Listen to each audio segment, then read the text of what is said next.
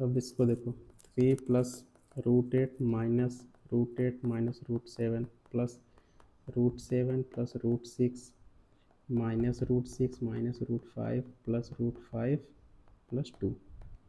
तो ये देखो कौन कौन सा कैंसिल आउट हो रहा है। ये 8 से कड़े ये 7, ये 7 से ये 6, ये 6 से ये 5, 5 बचा क्या, +3 + 2 मतलब 5। इसका ऑप्शन होगा 5।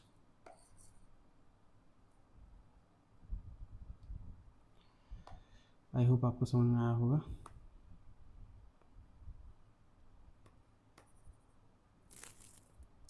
चलिए चलते हैं अगले सवाल पे। अब अगला सवाल क्या कह रहा है कि निम्नलिखित तालिका में दिए गए 120 छात्रों के सर्वेक्षण में फुटबॉल खेलने वाले छात्रों की संख्या और बास्केटबॉल खेलने वाले छात्रों की संख्या का अनुपात ज्ञात कीजिए। मतलब हमको चाहिए क्या, फुटबॉल और बास्केटबॉल दो चाहिए।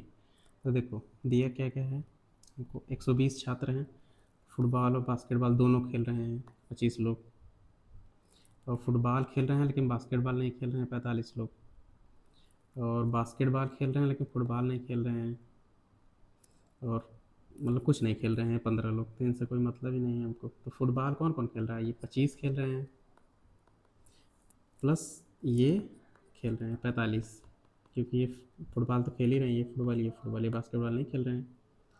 तो अब बास्केटबॉल देख रहे हैं कौन, ये बास्केटबॉल ये भी खेल रहे हैं, ये भी 25, और फिर बास्केटबॉल कौन खेल रहा है, ये खेल रहे हैं। तो इनका कितना है 35, इसको ऐड कर देंगे हम 70, और ये 60, इससे कितना आ जाएगा 7 6, ऑप्शन सी। आई होप आपको समझ में आया होगा। चलिए बढ़ते हैं अगले सवाल पर। टीना और मीरा, एक तरफ टीना एक तरफ मीरा,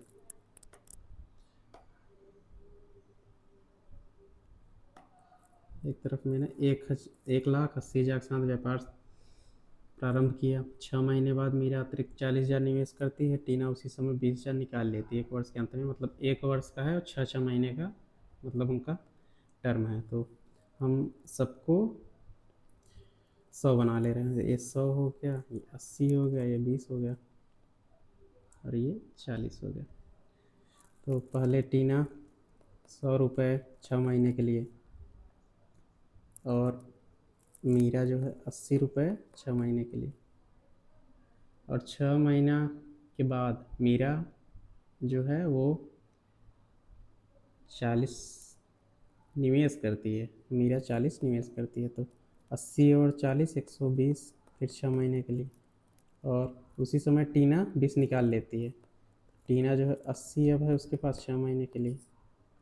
अब इसको हम सॉल्व करेंगे, कैसे सॉल्व करेंगे, पहले तो ये कैंसिल आउट कर देंगे, फिर 1 0 1 0 1 0 1 0, इसको ऐड करेंगे, ये 18 और ये 20, मतलब 9:10। बाकी इसका कॉन्सेप्ट आपको मालूम ही होगा कि पूंजी का हम अगर समय में मल्टीप्लाई करते हैं तो उसका वैल्यू जो है लाभ के बराबर आता है। ये हमारे आप पिछले लेक्चर में देखे होंगे, इसका हम एकदम बेसिक वैल्यू भी बताए हैं, और सेम वही चीज़ लगा हुआ है। ये कैपिटल है, ये टाइम है, कैपिटल ये टाइम, इन दोनों का ये प्रॉफिट हो गया, प्रॉफिट का रेशियो। समझ रहे हैं। चलिए अगले सवाल पे चलते हैं। ए 20,000 निवेश करता है,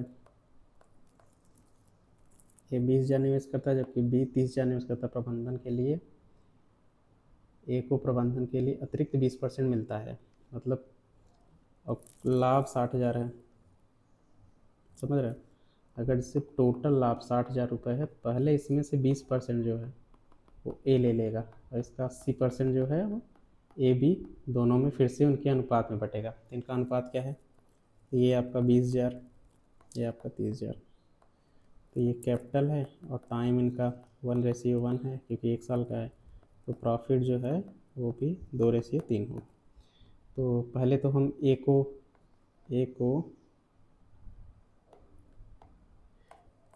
20% जो है 60,000 का 20% दे दे रहे हैं। ये हो गया आपका 12,000। 12,000 एक पास हो गया इस 20% से। अब बचा कितना, 60 का 80%, 60 का 80% कितना हो, 12,000 घटा दीजिए, 48,000। अब 48,000 में से एक को चाहिए, इनका अनुपात जो है 2:3 है। तो हमें 5 की वैल्यू 48 दिया है, हमें 2 की वैल्यू चाहिए। 48 तब 5 गुणे 2, हम यहाँ से अगर 2 2 ऊपर नीचे मल्टीप्लाई कर दे तो ये 10 हो जाएगा।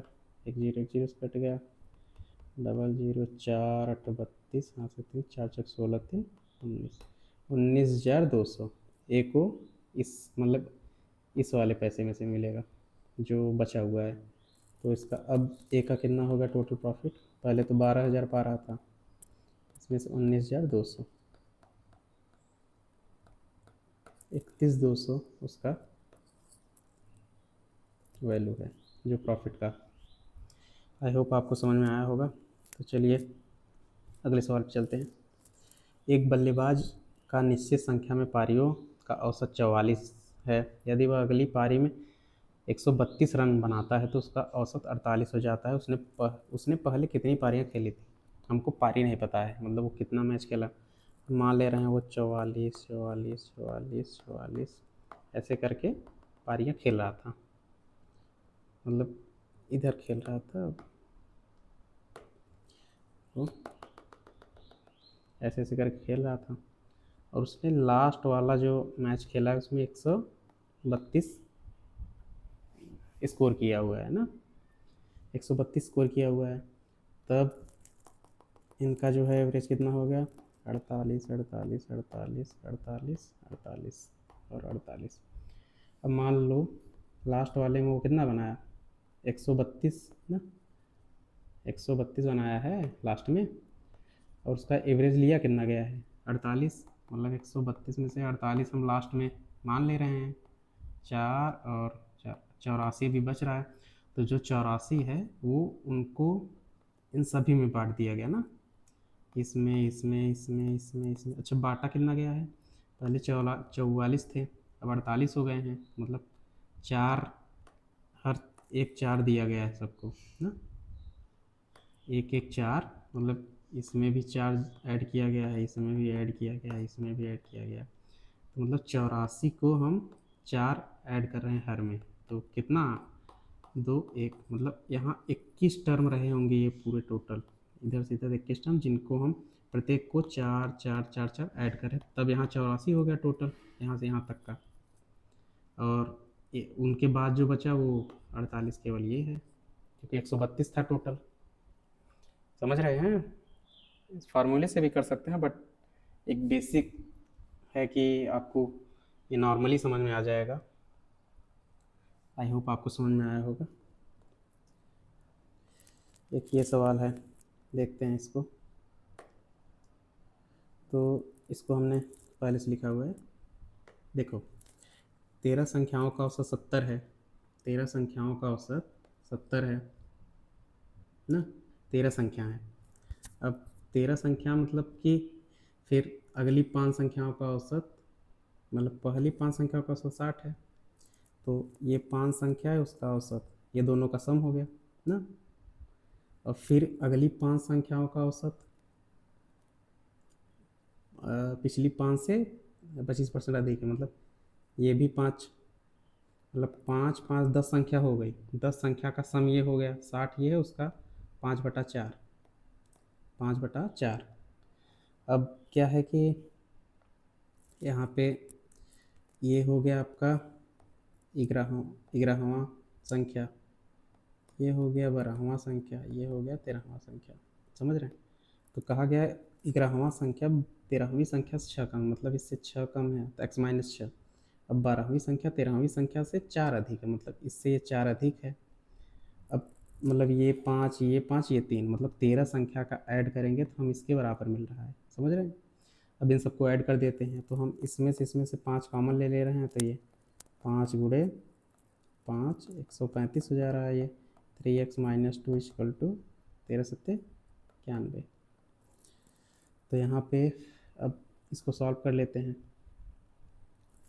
तो यहाँ हो जाएगा 5 25, 13 5 65, 2 67, -2 + 3x = 910। तो ये हो गया 3x = 910 माइनस 6 7 3, 10 3 गया 7, फिर ये 0 0 में से 3 8 2 बटा 3, ये हो गया 237/3, 7 3 10 2 12, 3 से कट जाएगा ये, 3 7 21 2 3 9, मतलब 79 आ रहा है x की वैल्यू। हमें चाहिए क्या, 11 और 12 में, मतलब 11 कौन सी संख्या है, ये x माइनस 6, 12 में कौन सी संख्या है x + 4, दोनों का एवरेज, दोनों का एवरेज क्या होगा, ये हो जाएगा। इसको सॉल्व करेंगे तो x - 1 हो जाएगा, इनको चाहिए 79 - 1 78, ऑप्शन ए। आई होप आपको समझ में आया होगा। चलिए चलते हैं अगले सवाल पे। एक चुनाव में 80% योग्य मतदाता ने अपने मत डाले, इनमें से 5% मत अवैध घोषित कर दिए गए। यदि एक विजयी उम्मीदवार को 11,400 मत मिले हैं जो कुल वैध मतों का 60% है, तो उस चुनाव में नामांकित कुल योग्य मतदाताओं की संख्या क्या है, मतलब पूरे का चाहिए कि मतलब कितने लोग थे वहाँ पे। तो हम टोटल को मान रहे हैं ए। देखो 80% मत डाले हैं, चाहे इसको पहले लो चाहे इसको पहले लो ना। तो पहले तो डाले कितने गए हैं 80%, मतलब 4/5, उसमें से अवैध घोषित कितने हो गए 5%, बचे कितने 95%, मतलब 19/20, 95/20 मतलब 5 से काटा तो 19 20। और विजयी उम्मीदवार जो है उसको इन सब का, मतलब इसका पूरा ये वैध वोट हो गए, इनका 60% मिला है उसको, मतलब 3/5। और है कितना वो 11400। इसको सॉल्व कर लेते हैं हम। इसको सॉल्व करने के लिए 11400 गुणे 5 गुणे 20 गुणे 5/4 गुणे 19 गुणे 3, 19 से काट दो 6 बार चला जाएगा, और ये इसको 3 से काट दें, 3 दूनी, ये 4 पंजे 25 125 200, मतलब 2,25,000, ऑप्शन सी। आई होप आपको समझ में आया होगा। चलिए अगले सवाल पर चलते हैं। किसी धनराशि पर 18% प्रतिवर्ष की दर से एक, मतलब 1.5 साल के लिए चक्रवृद्धि ब्याज जो वार्षिक रूप से संयोजित होती है, तो उसका CI जो दिया है वो है 2862। तो प्रिंसिपल पूछ रहा है, तो मतलब ये कितने की वैल्यू है, कितने परसेंट की वैल्यू है, तो 1 साल है और आधा साल है ना, 1 वर्ष और आधा। पहले वर्ष तो 18% लगेगा ये ना, दूसरे वर्ष कितना लगेगा 9%, आधा है ना। अब इन दोनों का सक्सेसिव निकालेंगे तो वो इसके बराबर होगा, तो इन दोनों का सक्सेसिव इसके बराबर, तो 18 + 9 + 18 गुणे 9 100, 18 9 27 प्लस 162, तो ये हो गया आपका 28.62। इतने परसेंट का वैल्यू, मतलब 28.62% का वैल्यू कितना है 2862। ये कितनी बार चला जाएगा, ये 100 बार चला गया। 1% का वैल्यू 100 बार हमें प्रिंसिपल पूछा जो कि 100% होता है, तो ये कितना हो गया, ऑप्शन ए। आई होप आपको ये इजी समझ में आया होगा। चलिए अगले सवाल पे चलते हैं। यदि किसी निश्चित धनराशि पर 16 सही 2/3% प्रतिवर्ष की दर से 3 वर्षों का चक्रवृद्धि ब्याज 1270 है, तो उसी धनराशि पर समान दर से समान अवधि के लिए साधारण ब्याज क्या होगा। तो 16 सही 2/3% की फ्रैक्शन वैल्यू क्या होती है 1/6। तो चक्रवृद्धि ब्याज क्या है, मतलब छः से सात एक साल में हो रही है, फिर छः से सात दूसरे साल में, छः से सात तीसरे साल में। तो इनका वैल्यू क्या होगी, ये हो गया 216 मल्टीप्लाई होगा पूरा और ये होगा 343। तो ये प्रिंसिपल है, ये अमाउंट है। तो इनके बीच का जो डिफरेंस है वो तुम्हारा CI होगा। डिफरेंस है कितना, 13 13 में से 6 गया 7, फिर 3 3 में से गया 2, फिर 127, मतलब 127 यूनिट की वैल्यू जो कि CI है वो दी है कितनी, कितना रुपया। तो हमें चाहिए कितने का, कितने का चाहिए, पहले तो ये एक यूनिट की वैल्यू आपकी 10 आ गई, 10 रुपीज़ आ गई। हमको चाहिए कितने का प्रिंसिपल, 216। तो प्रिंसिपल हमारे पास कितना आ गया, 216 गुणे 10, मतलब 60। ये प्रिंसिपल हो गया। तो हमको चाहिए क्या चाहिए, समान दर से समान अवधि के लिए। तो SI इक्वल टू क्या होता है, principal into rate into time by 100। यहाँ प्रिंसिपल कितना निकला है हमारा, कितना। अब रेट क्या है, 16 से 2/3%। तो ये परसेंट जो है इसको अपान में लिखते हैं, इसलिए इसमें 100 लिखा गया है। तो ये टोटल फ्रैक्शन 1/6 हो गया। और टाइम कितना है, 3 साल। तो ये हो गया आपका SI 2116 मतलब 1000, और 160 का आधा 180, अरे मतलब 80। इतनी आ गई आपकी SI। आई होप आपको समझ में आया होगा ये। चलिए अगले सवाल पे चलते हैं। एक चाय विक्रेता 15 किलो दार्जिलिंग चाय 300 रुपये प्रति किलो और 25 किलो असम चाय 240 रुपये किलो की दर से खरीदी है। वह उन्हें एक साथ मिला देता है। बाजार मूल्य में मामूली गिरावट के कारण उसे पूरा मिश्रण 260 रुपये प्रति किलोग्राम पर बेचना पड़ा। कुल लाभ है कुल हानि। तो देखो, 15 किलो पहले 300 रुपये में बेच रहा था, अब वही 15 किलो को 260 रुपये में बेच रहा है। समझ रहे हो, जब वो 15 किलो को 300 में बेच रहा था, अब 15 किलो 260, मतलब एक केजी पर उसे कितने का लॉस हो रहा है, 40 रुपये का लॉस हो रहा है कि नहीं। तो 15 केजी कितने का होगा, 15 चौका 60, मतलब 600 रुपये का लॉस हो रहा है उसको। अब देखो इसमें 25 किलो को 25 किलो का असम चाय जो है 240 रुपये में बेचता था पहले, अब वही 25 किलो को 260 पे, मतलब 1 केजी पे वो 20 रुपये फ़ायदा ले रहा है, 20 रुपये ज़्यादा बेच रहा है ना। तो 25 किलो कितना बेचेगा, 25 किलो बेचेगा 20 रुपये का फ़ायदा, 500 रुपये का उसका फ़ायदा होगा, ये प्रॉफिट हो गया। तो अब भी देखो उसको 600 का घाटा हो रहा है, 500 का फ़ायदा, और टोटल वैल्यू निकालोगे तो यहाँ उसको घाटा हो रहा है, 100 रुपये का घाटा हो रहा है। इसको हमको कोई फार्मूला नहीं लगाना है, इसमें डायरेक्ट आप कॉमन सेंस से लगा सकते हैं। अब आगे बढ़ते हैं। एक एंटिक डीलर 3 वस्तुएं ABC बेचता है जिनके विक्रय मूल्य का अनुपात इतना दिया, मतलब SP है ये।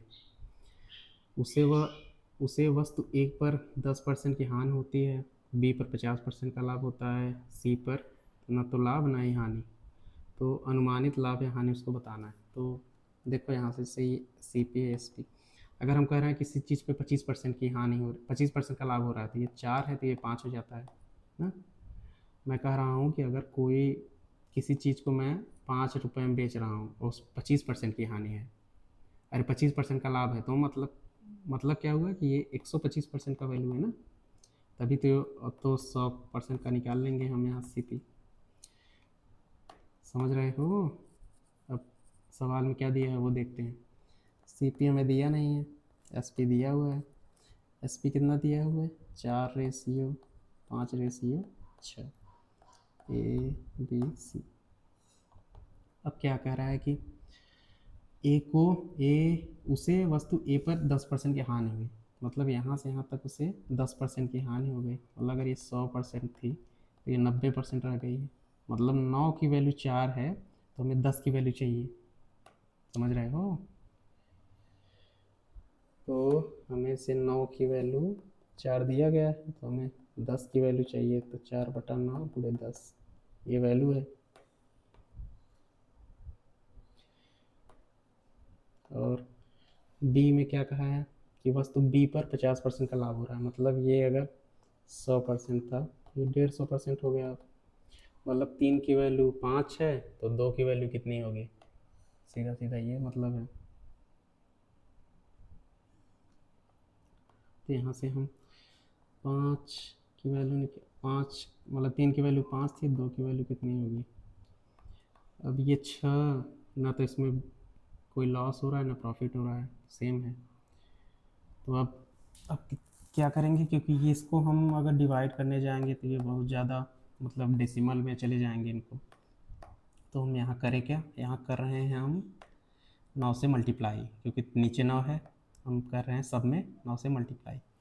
यहाँ 9 से करेंगे, इसमें भी 9 से करेंगे, इसमें भी 9 से करेंगे, यहाँ भी 9 से करेंगे, यहाँ भी 9 से, यहाँ भी 9 से। ये कैंसिल आउट हो गया, ये 3 बार चला गया, तो ये हो गया आपका 40, 5 दूनी 10, ये 30, 6 9 ये 54, ये 4 9 है 36, 5 9 45 और 54। हमें पूरा प्रॉफिट और लॉस पूछा है, तो इसकी वैल्यू, इसकी टोटल वैल्यू कितनी है, 70 और 124 ना, 124, और इसकी कितनी है, 5 5 4 9, 9 6 15, हासिल 1 10 13, 135। अब 124 से 135 मतलब प्रॉफिट हो रहा है, तो ये ऑप्शन कैंसिल आउट। तो कितना बढ़ रहा है, ये हो रहा है आपका 11 बढ़ रहा है 135 पे, तो इसका हमें निकालना है। तो अब देखो 125 पे, 124 पे, ये 124 पे हो रहा है ना, 124, तो 1100 का भाग हम देंगे 124 में। देखो अगर यहाँ 1224 होता, यहाँ 1240 होता, तो ये 10 बार में चला जाता पूरा का पूरा ना, लेकिन है कितना यहाँ पे, है 1100, मतलब 10%, 10 बार तो जाएगा नहीं, 9 या 8 बार जा सकता है। तो लाभ में हमें 10 से नीचे ही लेना है, ये बचा एक ही ऑप्शन। तो हमें पूरा सॉल्व नहीं करना है, सिर्फ देखना है अप्रॉक्स। आई होप आपको ये समझ में आया होगा। चलिए इस नए सवाल पर।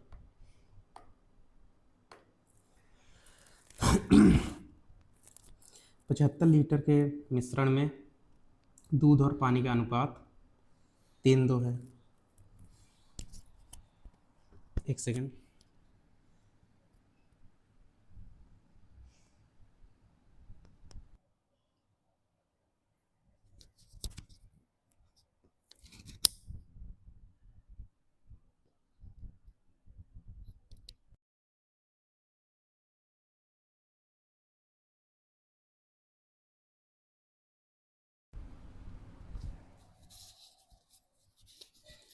हेलो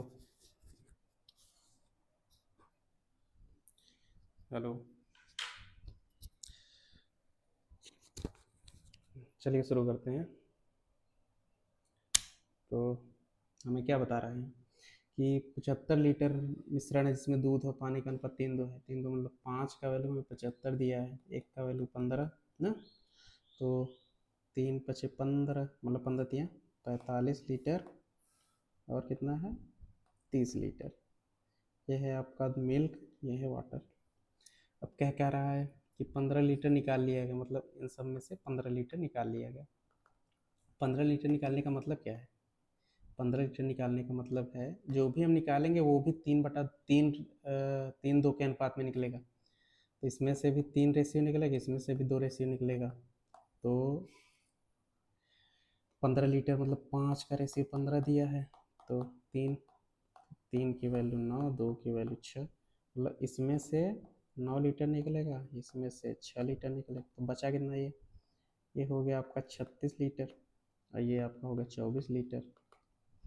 अब क्या कह रहा है, उसके स्थान पर 10 लीटर शुद्ध दूध डाल दिया जाए, मतलब पानी तो 24 ही है, इसमें 10 लीटर और ऐड कर दिया गया, तो ये हो गया आपका 46, ये हो गया आपका 24।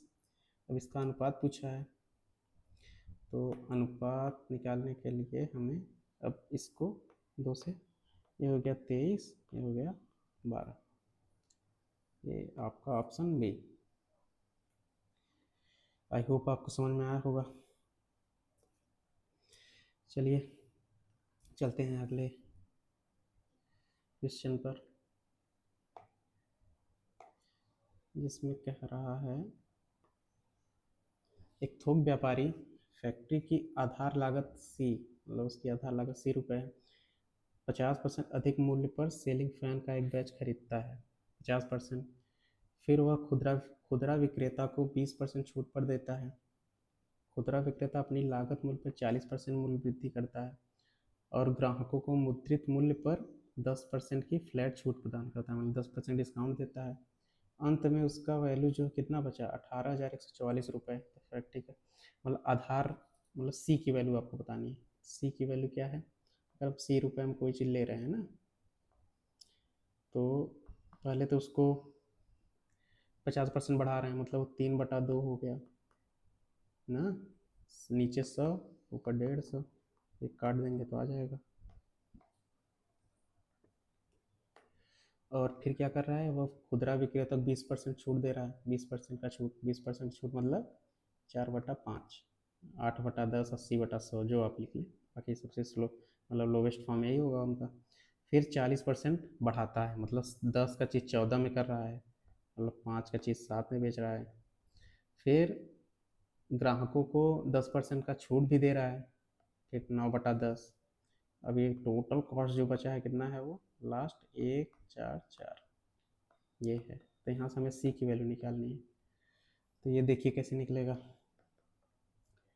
18144 गुणे 10 × 10 × 5/3 × 4 × 7 × 9। अगर हम यहाँ डिजिटल सम भी लगाएंगे तो हमें नीचे 3 और 9 नहीं चाहिए, तो पहले हम 9 से कैंसिल आउट करेंगे, 9 दूनी 18, फिर 9 का 9 6 5 9 फिर ये 3 से काटेंगे, 3 6 18, 2 1 3 7 3 दूनी, तो ये हो गया 6 7 2 गुणे 10 गुणे 10 गुणे 5/4 × 7, 7 चौक 28, और 28 28 को हम लिखते हैं 10, 10 को फिर 1, मतलब नीचे अगर 1 आ गया तो ऊपर हमें अब डायरेक्ट देखना है। तो 6 2 8, 8 7 15, 5 1 6, फिर ये 1 ये 1 1 5, 5 6 30 को जोड़ेंगे जिनका डिजिट 3, मतलब डिजिटल सम हम लगा रहे हैं, तो लास्ट वैल्यू जो है 3 है, 3 आनी चाहिए, तो 1 + 2 3 हो गया, हो सकता है। अब इनको 5 1 6 1 7 ये नहीं होगा, 8 1 9 ये भी नहीं होगा, और 1 ये भी नहीं होगा, तो हमारे पास ऑप्शन ए। आई होप, मतलब यहाँ पे आपको कैलकुलेशन करने की ज़्यादा ज़रूरत नहीं है, आपको ये भी देखना है ना कि कौन से ऑप्शन में क्या सेट हो रहा है। अगर यहाँ पे हमें 0 0 न दिया होता तो हम 5 यहाँ है 5 यहाँ है, मतलब 25 का मल्टीपल देख लेते, मतलब 25 का मल्टीपल देख लेते, या तो 125 का मल्टीपल देख लेते, और कुछ दिया होता तो हम यूनिट डिजिट पे ट्राई करते हैं। तो आपको ये देखना होगा ना कि मतलब क्या क्या दिया है, ऑप्शन पे भी नज़र उतनी ही रहनी चाहिए जितनी सवाल पे है, पहले सवाल फिर तुरंत ऑप्शन। अब अब बस ये ध्यान रखना, जहाँ पे दशमलव या तो अनुमानित अप्रॉक्स वैल्यू हो वहाँ पे थोड़ा सा देख ताक के लगाइए। अब ए 2 निर्दिष्ट स्टेशनों के बीच रेलवे ट्रैक 16 दिन में बिछा रहा है, ए जो है 16 दिन में बिछा रहा है, बी उसी काम को 12 दिन में पूरा कर रहा है, सी जब सी उनकी सहायता से, मतलब ए और बी की सहायता से सी 4 दिनों में कर रहा है, सी अकेले काम कितने दिन में करेगा। आपको बताया था ये टाइम है, बीच में एफिशिएंसी, ऊपर वर्क, तो 16 और 12 का हमें वो चाहिए, क्या कहते हैं, एलसीएम। तो 16 का एलसीएम निकालने का सबसे शॉर्ट मेथड क्या है, सबसे बड़ा वैल्यू लें 16, इसको हम 4 × 4 में कर रहे हैं, तो उससे छोटा, तो हमें इसमें 12 12 को 4 तिहाई लिख सकते हैं, तो 4 है लेकिन 3 नहीं है तो लिख दिए, लेकिन और 4 को देख रहे हैं, 4 तो है इसमें, हमारी फाइनल वैल्यू यही होगी, 4 चौक 16 तियाँ 48। मतलब ये हम बड़े के लिए बता रहे हैं, कोई बड़ा एलसीएम लेना हो तो आप लगा सकते हैं आराम से। तो यहाँ 3 हो गया एफिशिएंसी इसका, इसका 4, इसका 12, इसका हो गया 12। तो अब ए का 3 बी का 4, ये ए प्लस बी प्लस सी का एफिशिएंसी, इसका 3 इसका 4 तो इसका 5 होना चाहिए ना, 4 3 7 5 12। तो सी का टाइम जो है वो कैसे निकालें हम लोग, वर्क कितना है, टोटल वर्क 48 है, अकेले करेगा बेचारा वो, तो 5 के हिसाब से करेगा, 5 9 ये 45 3 5, ये उसका टोटल वैल्यू है 9 3 5 9 3 5। आई होप आपको समझ में आया होगा। चलिए अगले सवाल पे चलते हैं। अब इसमें देखिए चावल की 3 किस्में, एक 40 रुपये प्रति किलो है, एक 50 रुपये प्रति किलो है, एक 100 रुपये प्रति किलो है, और इनका अनुपात क्या है, 2:3:5। यदि परिणामी मिश्रण को मतलब सबको मिलाने के बाद वो अगर 55 रुपये में बेच रहा है तो उसे 10% का लाभ हो रहा है, मतलब 110% की वैल्यू जो है 55 रुपये है, तो 100% की वैल्यू कितनी होगी 50, तो 10% की वैल्यू 5 हो गई, आधा हो रहा है ना, तो 50। तो हमें देखना क्या है, पहले इनको मल्टीप्लाई करें, इनका बेस वैल्यू निकाले पहले, तो ये 80 और ये कितना है, ये हो गया आपका 150, 150 5x, ये इनका वैल्यू आ गया टोटल। अब हमें इनको बेचना है, मतलब हमें x की वैल्यू चाहिए, तो हम इसका जो है इनको ऐड करके, अगर इनको ऐड करके हम कितना मतलब अमाउंट कितना है, रेशियो मतलब क्या होता है, रेशियो मतलब केजी, या तो मतलब जिस हिसाब में वो दिया हो, यहाँ पे अनुपात दिया है तो मतलब आप ये केजी ले सकते हैं, इतने बोरे हो सकते हैं, ये सब हो सकते हैं।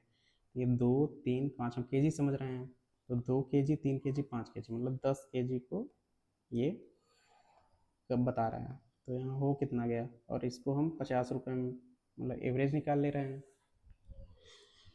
इसका मतलब आप समझ रहे हैं कि नहीं समझ रहे हैं, एक मिनट आपको फिर से समझाते हैं।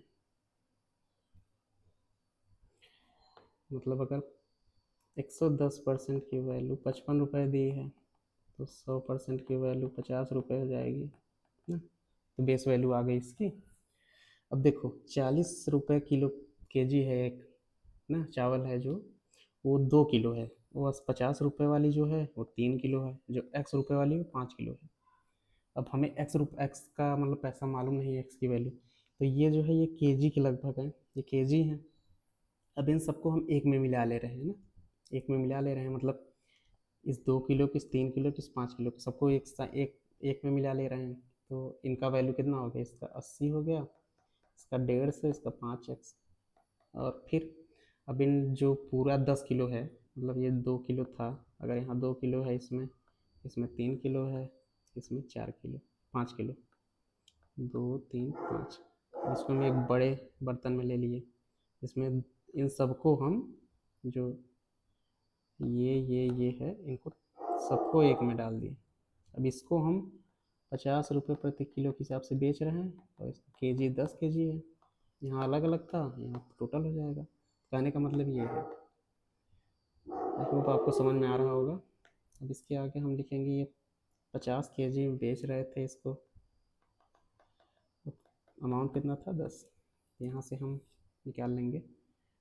अब देखो 5 से सबको डिवाइड कर दे रहे हैं, 5 से कर दे रहे हैं, तो 16 × 5 = 80, 30x, और ये 10 मतलब ये 100, ये हो गया आपका x बराबर कितना आ गया 46, 100 माइनस 46 मतलब 54 रुपये पर केजी के हिसाब से ये बेचा जाएगा, जो वैल्यू यहाँ हमें मालूम नहीं थी। आई होप आपको समझ में आया होगा। अब चलिए अगले सवाल पर चलते हैं। ए किसी दीवार को 8 दिन में बना सकता है, बी उसी दीवार को 3 दिन में तोड़ सकता है मतलब उसको गिरा देगा 3 दिन में ही। ए ने 4 दिन तक कार्य किया, पहले इस टोटल वर्क निकाल रहे हैं। ये हो गया आपका 24 एफिशिएंसी, ये 3 एक दिन में 3 बना रहा है, और बी एक दिन में 8 गिरा रहा है, मतलब बी की गिराने की क्षमता ज़्यादा है। तो ए ने 4 दिन तक काम किया, फिर बी ने ए के साथ मिलकर, मतलब पहले ए को हम 4 दिन तक काम करा रहे हैं। 4 दिन तक कितना काम करेगा? ए एक दिन में 3 कर रहा है, 4 दिन में 12 काम करेगा। 12 काम कर रहा है 4 दिन में। अब 12 काम हो गए है ना, कोई काम है वो 12 काम उसका हो गया, मतलब आप ईंट ही मान लो कि 24 ईंट टोटल है, 4 दिन में वो 12 ईंट बना चुका है। अब बी उसके साथ मिलकर केवल 2 दिन अतिरिक्त कार्य करता है, मतलब 2 दिन तक अब ए प्लस बी जो है वो 2 दिन तक काम करेंगे। 2 दिन तक काम क्या करेंगे कि ए जो है एक दिन में 3 बना रहा है, बी 8 मतलब तोड़ रहा है, तो ये 2 दिन में बनेगा तो कुछ नहीं, लेकिन 10 बना हुआ चीज़ टूट जाएगा, 10 टूट जाएगा, समझ रहे हो? बना हुआ चीज़ 10 टूट गया। अब ये 4 दिन तक काम किया बेचारा, ये 2 दिन तक बी के साथ काम किया, तो अब इस ये पहले 4 दिन में 12 काम किया था, अब अगले 2 दिन में जो है वो उसके पास ए के पास अब मतलब काम जो है 2 बचा गया, मतलब सिर्फ 2 काम हुआ है इस टाइम, 2 काम। अब ए अकेले दीवार का बचा हुआ भाग कितने दिन में बना लेगा? अब 2 काम हुआ है तो बचे कितने? 24 में से 2 गया, 22 बचा हुआ है काम अभी, और ए को बनाना है। तो ये वर्क हो गया, नीचे एफिशिएंसी लिख देंगे 3, तो 22 को 3 से भाग दे देंगे, 3 सत्ते 21, एक मतलब 7 1 3 दिन लगेंगे उसको, 7 1 3 7 1 3। यहाँ माइनस और प्लस यही थोड़ी सा मतलब थोड़ा आपको ध्यान देना होगा माइनस और प्लस का। अब देखो यहाँ पे एक हवाई जहाज 5 घंटे में 240 की स्पीड से चल रहा है, मतलब डिस्टेंस दोनों का सेम होगा।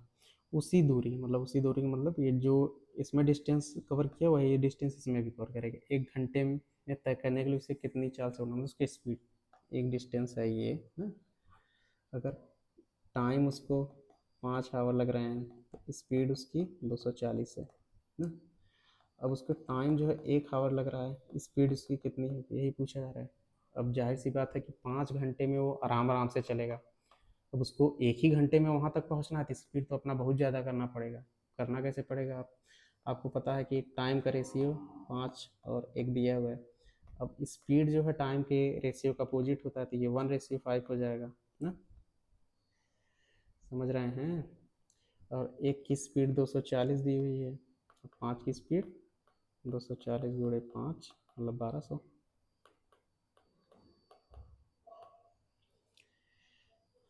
आई होप आपको समझ में आया होगा। चलिए अगले सवाल पर चलते हैं। एक व्यक्ति एक शहर ए से शहर बी तक यात्रा करता है, यदि वो 50 किलोमीटर प्रति घंटा की चाल से चलता है तो 1 घंटा पहले पहुंचता है। तो देखो ये एक शहर की दूरी है, ए है, ये बी है। अब वो अगर 50 की स्पीड से चल रहा है ना, तो अगर ये टाइम लाइन है, से यहाँ पहुँचना है ना, ये पहुँचना है, ये टाइम है आपका, इस टाइम पे पहुँचना है आपको। अगर वो 50 की स्पीड से चल रहा है ना, 50 की स्पीड से चल रहा है तो 1 घंटे पहले पहुँच जा रहा है, मतलब यहीं पहुँच जा रहा है वो 1 घंटे पहले। यदि वह 30 किलोमीटर प्रति घंटा चल रहा है, अगर वह 30 की स्पीड से चल रहा है तो वो 1 घंटा देरी से पहुँच रहा है, मतलब हमें इसी टाइम लाइन पे पहुँचना था यहाँ पे, अब हम यहाँ से 1 घंटा ज़्यादा ले रहे हैं, मतलब 1 घंटे और ज़्यादा ले रहे हैं।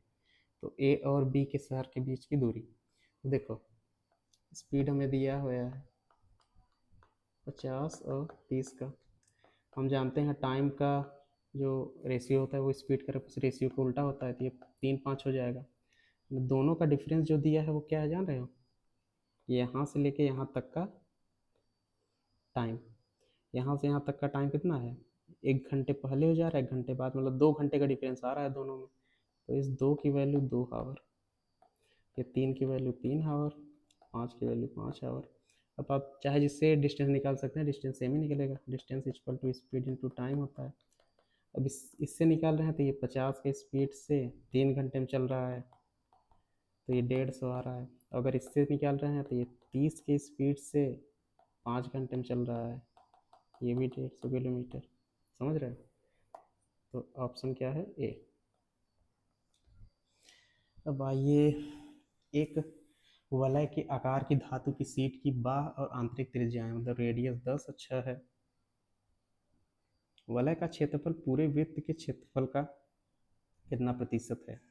वलय मतलब रिंग होता है, मेटालिक रिंग। तो ये यहाँ देखिए, ये 10 दिया हुआ है टोटल, यहाँ से यहाँ तक, और ये 6 दिया है अंदर का। तो हमें एरिया पूछा है, तो एरिया क्या होता है? वलय का क्षेत्रफल। वलय का क्षेत्रफल मतलब रिंग का क्षेत्रफल। रिंग का क्षेत्रफल मतलब ये पूरा जो है इसका क्षेत्रफल, इसका हम निकालेंगे। फिर वलय का क्षेत्रफल पूरे वृत्त, पूरे मतलब बड़ा वाला, ये पूरा, समझ रहे? ये पूरे का एरिया निकाल के, तो रिंग के एरिया से, रिंग का एरिया ऊपर रखेंगे, इसको नीचे, फिर 100 से करके डिवाइड कर देंगे। अब पहले रिंग का एरिया निकाल रहे हैं, तो ऊपर रिंग रहेगा, नीचे लार्जर सर्कल रहेगा। समझ रहे हैं? रिंग का एरिया हो जाएगा pi r square minus pi r square. मतलब ये बड़े में से ये छोटा घटाएंगे जब हम, तभी तो ये वाला पता चलेगा हमको। समझ रहे हो नहीं? वही कर रहे हैं। अभी लार्जर सर्कल जो है वो क्या है? तो ये 10, मतलब ये पूरा बीच, ये छोटा हमको पता ही नहीं चल रहा है, हम इसको ही समझ रहे हैं, ये है। और इनका हमें परसेंटेज पूछा हुआ है। ये पाई पाई पाई से कैंसिल हो गया, ये हो गया 100 माइनस 100 और 36 ना, ये हो गया आपका 64, नीचे हो गया 100, ये हो गया 100%, हो गया कितना? 64%। Option C. अब देखिए, एक गोलाकार तालाब 2 मीटर चौड़े पथ पर परिबद्ध है। यदि कुल क्षेत्रफल, मतलब पूरा टोटल, यहाँ से लेके पूरा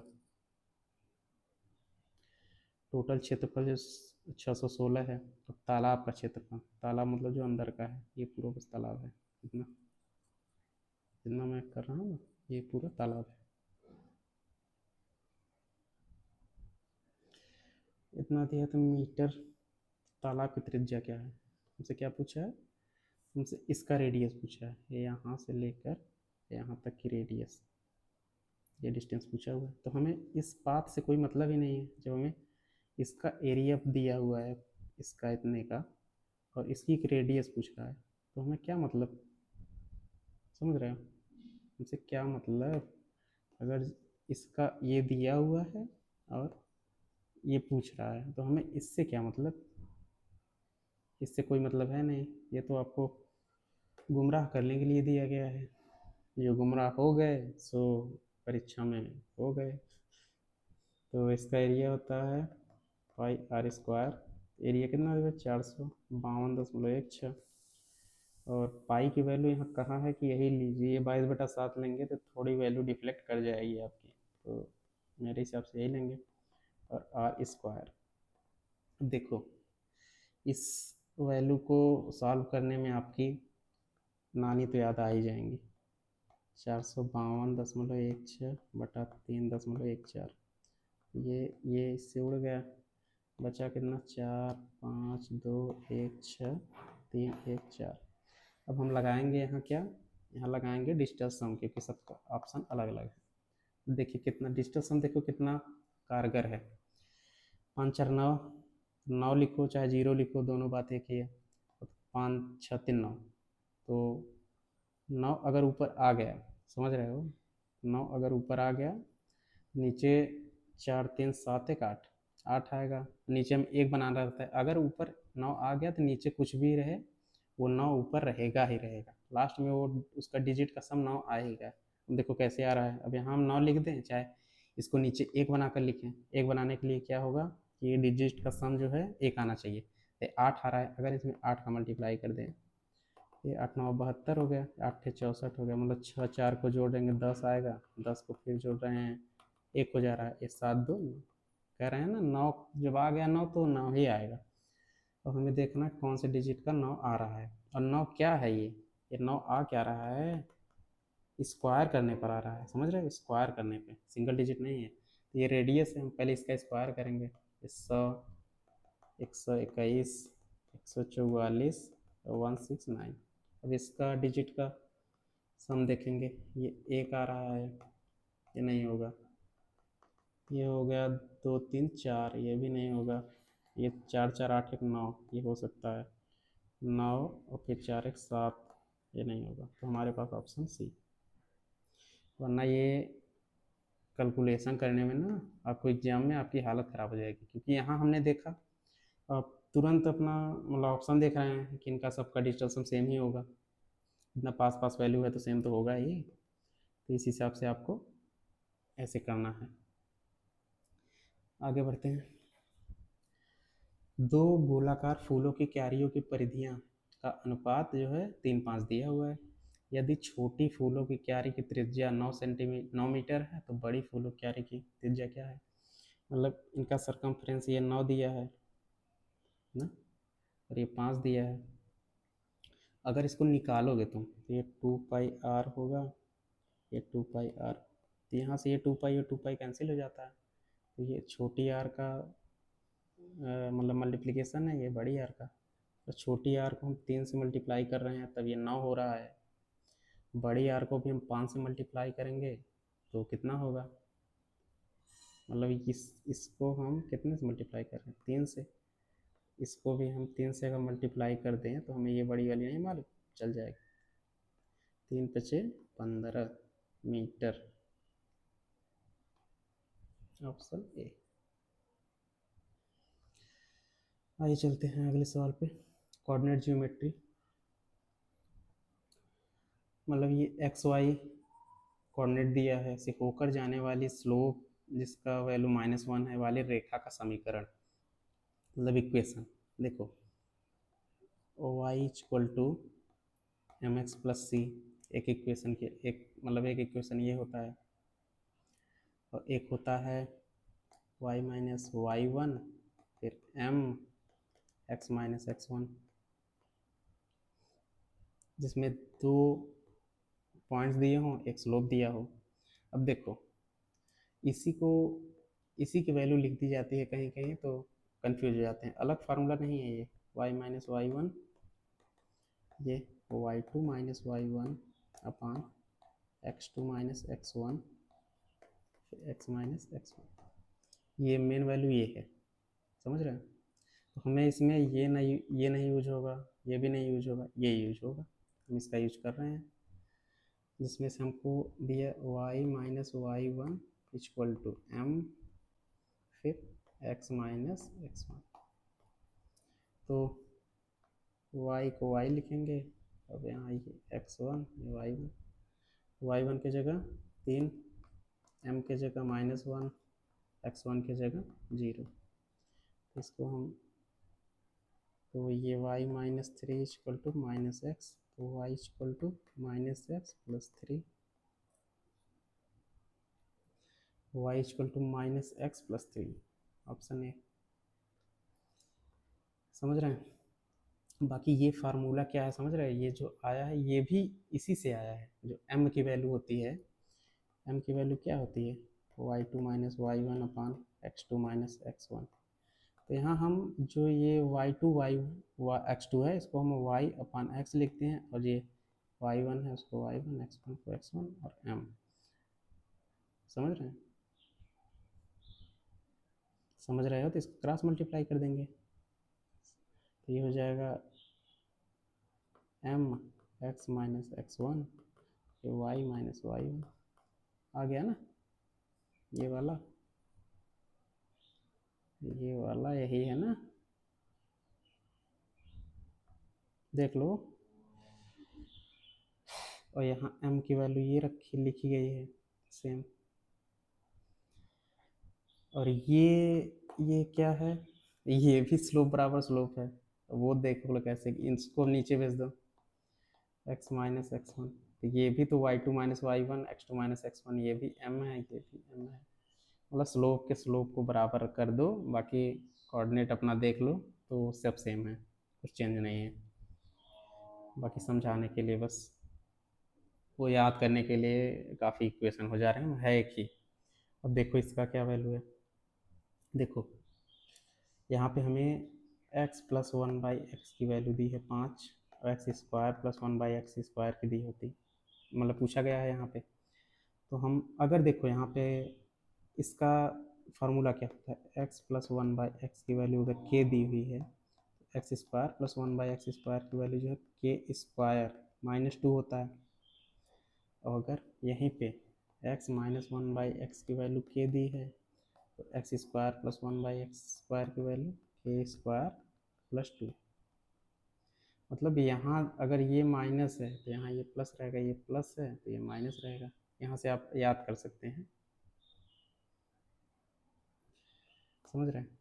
तो अब हमको पता क्या करना है, हमें देखना है x plus one by x का वैल्यू 5 है, तो एक्स स्क्वायर मतलब के 5 का स्क्वायर, 5 का स्क्वायर माइनस 2। तो यहाँ से 5 square 25 minus 2 equal to 23, option D. अगर देखो इस सवाल में एक बात और, अगर यहाँ 625 दे देता या 729 दे देता, कुछ भी वैल्यू दे देती, तो आपको एक मतलब इसमें ये रहता है ना कि आपको ऑप्शन जो है वो उसका यूनिट डिजिट, मतलब 90% चांस रहता है कि यूनिट डिजिट आपको डिफरेंट मिले, तो आप डायरेक्ट यूनिट डिजिट से जाइए। इसमें से हम 5 का स्क्वायर कोई भी करेंगे तो 5 आएगा, उसमें 2 घटाएंगे तो 3 आएगा, 3 एक ही ऑप्शन में आए। इस हिसाब से आप देखिए, क्योंकि आप मतलब एग्ज़ाम के जब सवाल को देखेंगे तो काफ़ी 90% जगह आपको ये ट्रिक मतलब लग जाएगा आपका, उसमें कोई दिक्कत है नहीं। आई होप आपको ये सब समझ में आया होगा। बाकी ये इंग्लिश में है इसका, जिसको ना समझ में आया हो इंग्लिश में देख ले। बाकी अब करते हैं यहाँ पे इस सेशन को समाप्त, और बाकी अब कल करेंगे जो करना है। ठीक है, लाइक सब्सक्राइब अगर मन है तो। ठीक है, बाय, जय हिंद।